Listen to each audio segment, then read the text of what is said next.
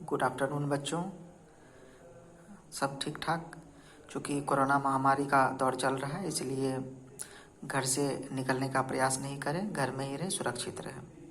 बच्चों, आज BA part 2 के सिलेबस से मैं जो टॉपिक लेकर के आया हूँ वह दिल्ली सल्तनत से संबंधित है।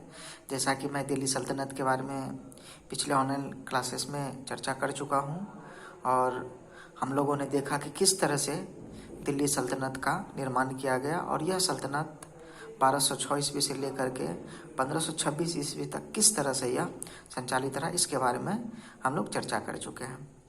उससे थोड़ा सा आगे बढ़ते हुए आज हम देखेंगे कि अलाउद्दीन खिलजी के द्वारा जो भी कार्य किया गया, जैसे कि उसके द्वारा बाजार नियंत्रण की व्यवस्था की गई, सैन्य सुधार किए गए, आर्थिक सुधार किए गए, तो आज उनके द्वारा किए गए मिलिट्री रिफॉर्म्स यानी सैन्य सुधार के बारे में हम लोग चर्चा करेंगे।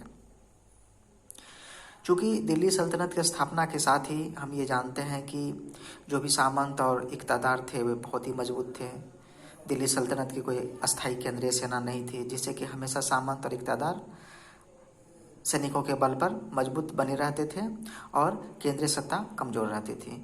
चूँकि अलाउद्दीन खिलजी एक निरंकुश शासक के पक्ष में था, निरंकुश शासन की स्थापना करना चाहता था, इसलिए उसने इस व्यवस्था को बदलने का प्रयास किया और सैनिकों की अस्थायी बहाली करवाई और उसका वेतन नगद रूप से देना प्रारंभ किया।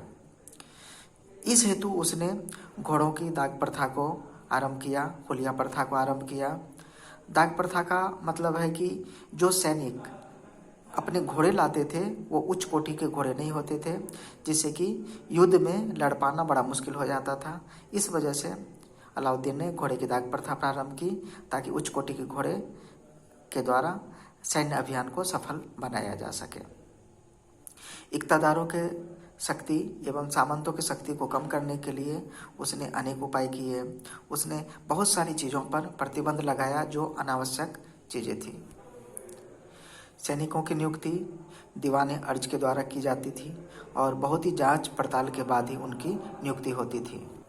चूँकि अलाउद्दीन खिलजी किलों के महत्व को समझते थे, इसलिए उसने पुराने किलों को मरम्मत कराने का कार्य किया, साथ ही नए किलों के निर्माण का भी आदेश दिया ताकि सैन्य शक्ति रूप से वो मजबूत बन सके। अलाउद्दीन गुप्तचर व्यवस्था के महत्व को भी समझते थे, इसलिए उसने एक शक्तिशाली गुप्तचर व्यवस्था का निर्माण किया और बरीद मवालिक के द्वारा इसका संचालन होता था। बरीद एवं मुनिया जैसे अधिकारियों के द्वारा गुप्तचर व्यवस्था बहुत ही संगठित थी। उसने अनेक डाक चौकियों का भी निर्माण करवाया था ताकि आवश्यकता पड़ने पर उसका उपयोग किया जा सके। उसने सैनिकों के बीच से व्यभिचार, मदिरापान आदि को प्रतिबंधित कर दिया ताकि सैनिक नैतिक रूप से कमज़ोर नहीं हो सके और इस तरह से अलाउद्दीन खिलजी अपने इन सुधारों के बदौलत अपने सैन्य अभियान में सफल हुआ। धन्यवाद।